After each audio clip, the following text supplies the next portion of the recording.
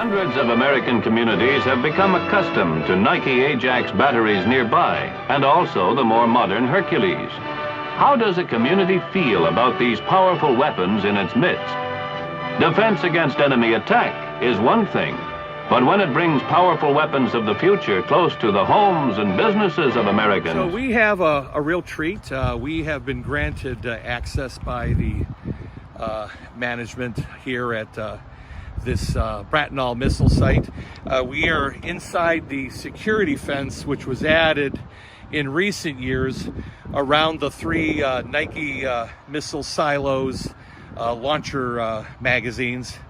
So this is the typical elevator door. It's a bifold door. The seam is down the middle. These doors would drop down, and the Nike Hercules missile, because that was the main missile used for the latter part of the Nike program. The missile would rise up hydraulically, and there would have been a launcher rail. It would have been one to the left and two to the right. And the fourth position was the actual elevator launcher itself. So you could have 4 missiles per magazine up on the launch rails. So these doors would drop down, the missile would come up, personnel would roll it on rollers on the rails over to one of the 2 sites, elevate it and launch it. And I know there's some great footage, archival footage of that happening. As originally built, these blast resistant, I wouldn't want to be here under a direct hit, but they're about 10 feet down, steel and concrete. You see these yellow hatchways. There's one there, there's another one over here.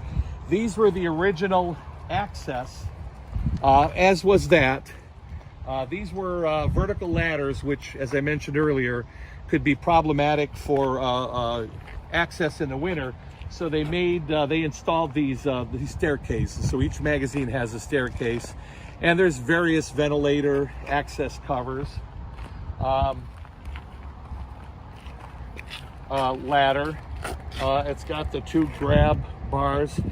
This has rusted in place, so the undogging handle here is not connected to anything. There's a power outlet. There's an access hatch over there, probably so you could pull out components, perhaps the W-31 nuclear warhead. I want to make it very clear, according to Colonel Pat Cunningham, battery commander of the Boston batteries, all domestic Nike sites using Hercules. Now the Hercules replaced the original conventional warhead, Nike Ajax. The Nike Hercs were all nukes. The only conventional ones were the training missiles fired once a year by each unit down at White Sands. But defending American cities, the Nike Hercs all carried nuclear warheads. According to Colonel Pat Cunningham, dear friend of mine, and I take what he says to the bank. So this would have been, the 3 magazines here would have been home to about 36 nuclear warheads. Selectable yield 2, 20 and 30 kiloton yields. The larger yields for flights or groups of bombers, smaller yield for individual aircraft. So, okay, time and water are not our friends, and this is abandoned in place, as the government would call this. So we see some corrosion and groundwater intrusion into the missile magazines. This is probably this is number 2 magazine. We have 3 magazines under the parking lot here. So we're gonna go halfway down the stairs, and as someone said, if you don't have your snorkel, you're not going all the way. So Devin, be very careful. I thought you wanted me to die. Well, not on his watch. Yeah. Now, you gotta kind of slow down, because this is the last step that you can step on without encountering water.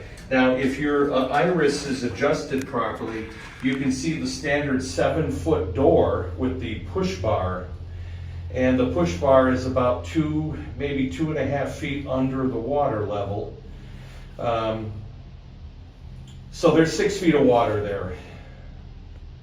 And it's the same for all of them. But this staircase was added to allow missile personnel to get in and out of the magazines safely, because the original design had vertical ladders, much like a submarine, and a 25-foot metal ladder with narrow metal rungs with an Army combat boot that had been stepping in snow and ice was very dangerous, and there were a number of broken ankles among the Nike missile personnel. So they upgraded the underground silo magazines with these very commodious concrete staircases with the first of several doors. Unfortunately, groundwater intrusion over 60 years makes it impassable, which is why the National Park Service San Francisco SF-88 in Marin County is so valuable to historians, because it's maintained by the National Park Service, and being up in the mountains, it doesn't have a groundwater problem. So this unfortunately is as deep as we're going to get in Bracknell.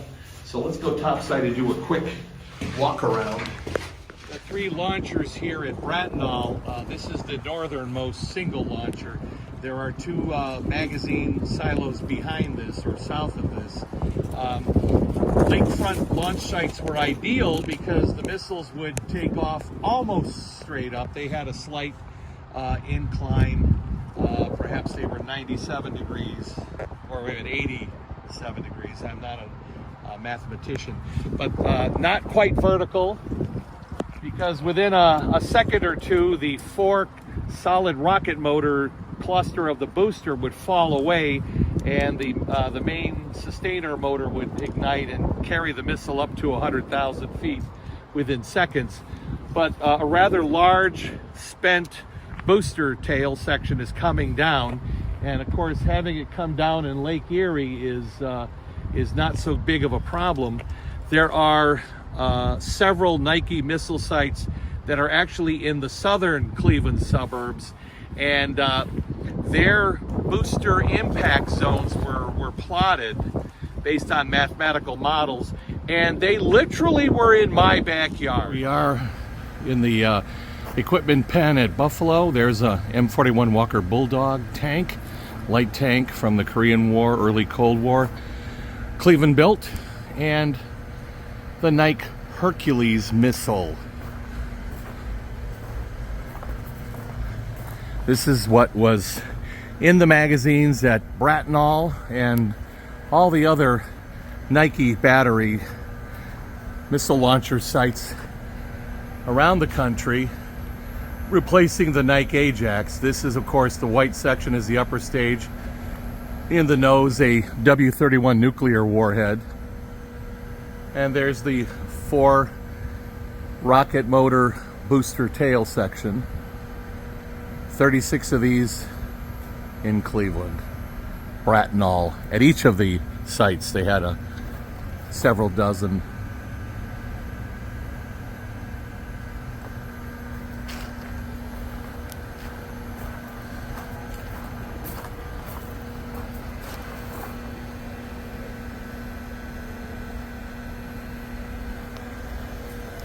Rings of supersonic steel. Okay, so we're at CL-59, launch site at Cleveland 59, which is actually Parma. And this is perhaps one of the most accessible and somewhat complete of the Nike missile sites around Cleveland. This was the southernmost Nike launch site. And when it was built in the early mid-50s, Parma was pretty much a lot of farms, but because of the post-war boom, track developments were moving in, and this was originally the site of the Cryle Army Hospital. It was built way out here in the sticks outside of Cleveland on the south side for to house thousands of injured, seriously injured Army veterans from World War II. I know my dad had a deviated septum corrected out here just after the war. But anyway, when the Cold War started and we realized that, and this was only about 10 years after Pearl Harbor, that America might face a nuclear Pearl Harbor, that the idea of being prepared to protect American homeland against the Soviet nuclear bomber strike became a serious consideration. So major industrial cities and military and command centers were surrounded by these Nike missile batteries. Cleveland, being a center of great industrial and transportation importance, was well protected, as was Detroit, for obvious reasons. But anyway, so here we are.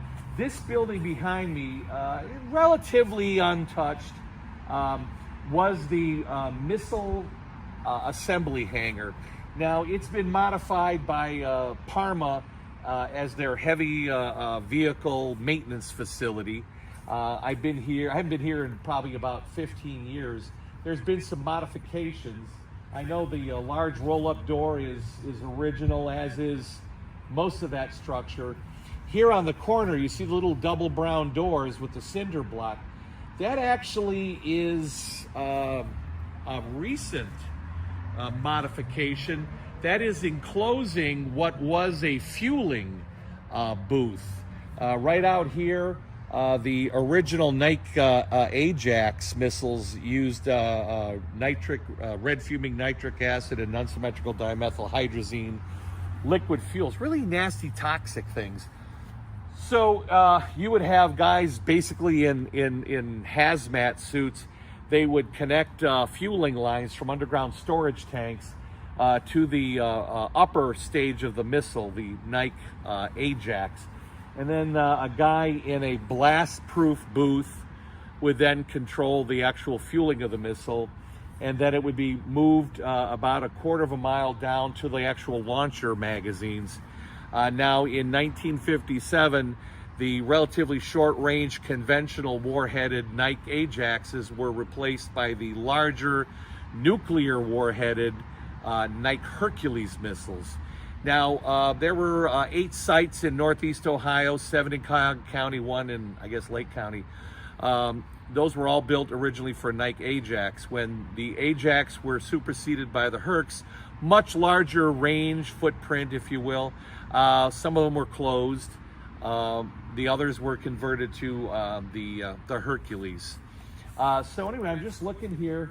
Yeah, it's a big shed. It's a hangar, and inside the missiles would be assembled. The warheads, the nuclear warheads, would have been moved to, the missile minus its warhead would have been moved to a separate building, a much smaller building, and of course we have custody of that building on the Bratnall site, which I believe CL2, Cleveland Launch Site 2, Building 13. That's where the nuclear warheads would be installed, and then the finished flight-ready missile would be moved to the magazine.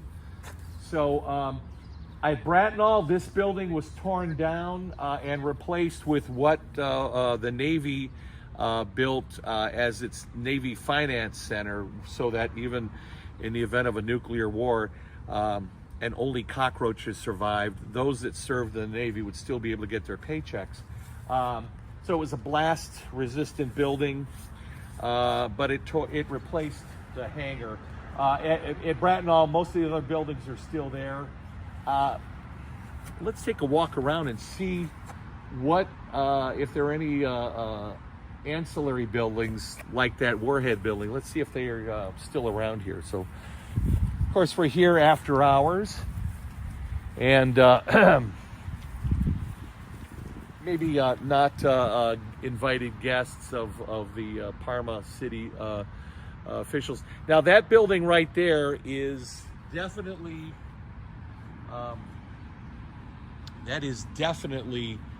Nike era. And to be honest, I don't know what that would have been used for originally. So a much more modern fueling tank. The original hydrazine tanks were underground, and that actually was a concern for the EPA in more recent decades. They have done extensive ground soil monitoring, and there is no serious contamination, so that wasn't a big problem. But this is above ground fuel storage. What is that? I don't know, gasoline, and yeah, probably just gasoline, not diesel.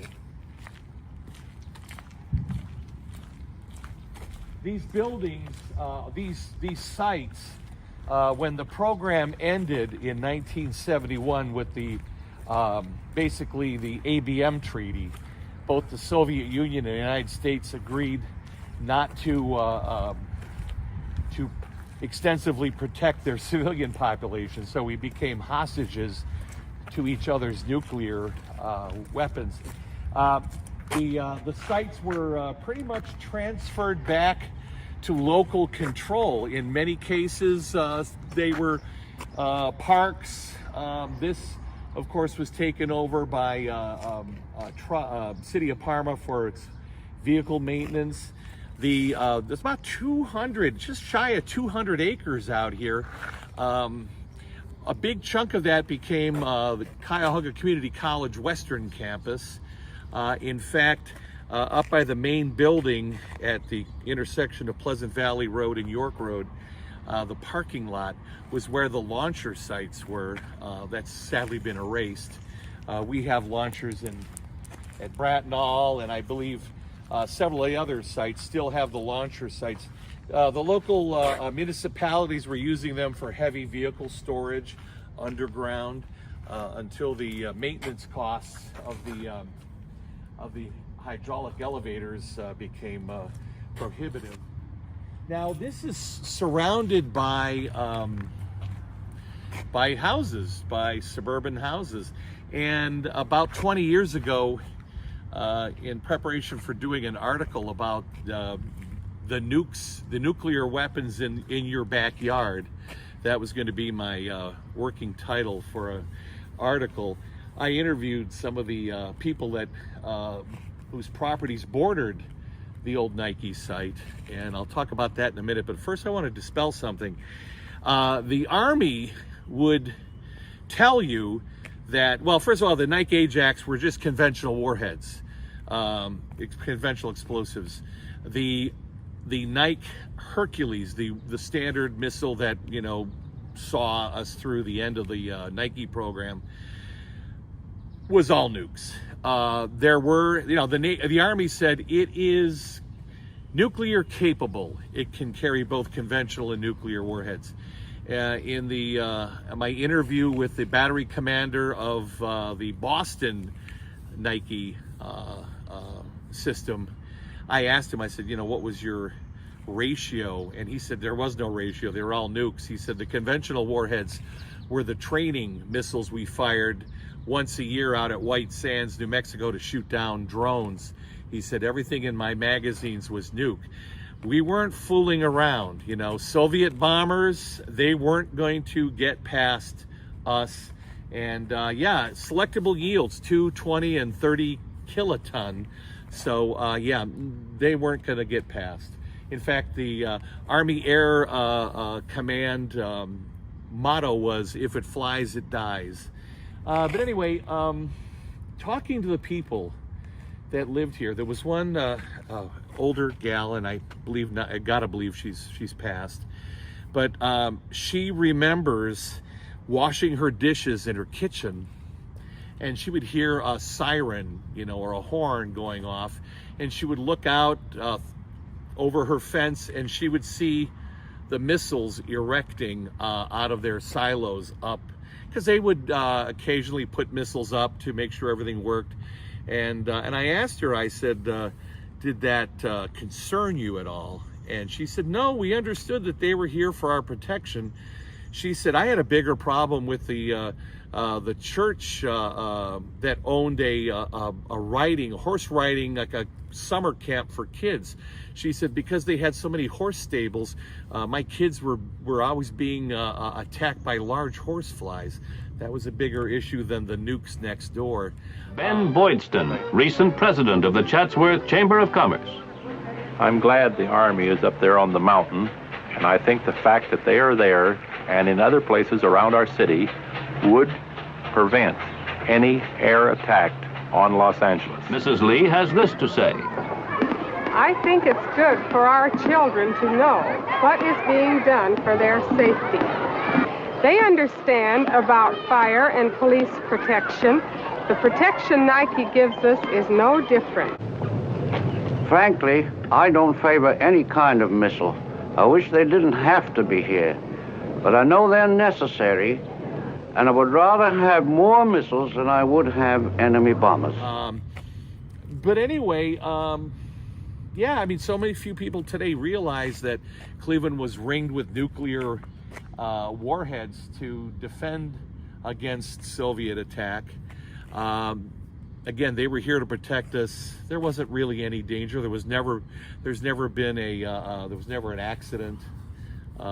accidental launch or anything. Well, there might have been a fire or two at some of these things, but again, given the fact that there was considerable amount of space clearance between any missile and anybody's backyard, it wasn't too big of a concern.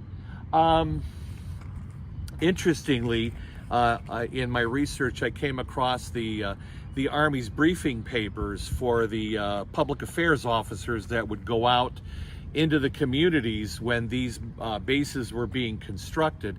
And they cost about $12 million in 1954 money, about $12 million each, which was a lot of money in those days. But they were given sample questions that the public would likely bring up, and what the Army's official response was. And I think one of the biggest concerns for the neighbors was, well, if you launch one of these missiles, they have a rather large booster section that, you know, gets the missile from 0 to 30,000 feet in less than a second, going, you know, Mach 4 or whatever, and then that falls away and the upper stage takes over. Well, that thing's coming back to Earth. And the Army did plot booster impact zones for each of the 8 sites. Now, those in downtown Cleveland along the lake shore, given the fact you're launching probably toward the north, the booster impact areas are going to be Lake Erie. But we're about 20 miles south of the lake shore here in Parma. So the booster impact areas are the inner ring suburbs north of us. And they said if anybody has a concern about a 1.5 ton spent booster case landing on their backyard or their bird bath or garage, it said point out the alternative. In other words, letting the Soviets hit Cleveland with a, you know, multi-megaton warhead, nuclear warhead. So yeah, you lose your garage, but maybe the city doesn't get toasted.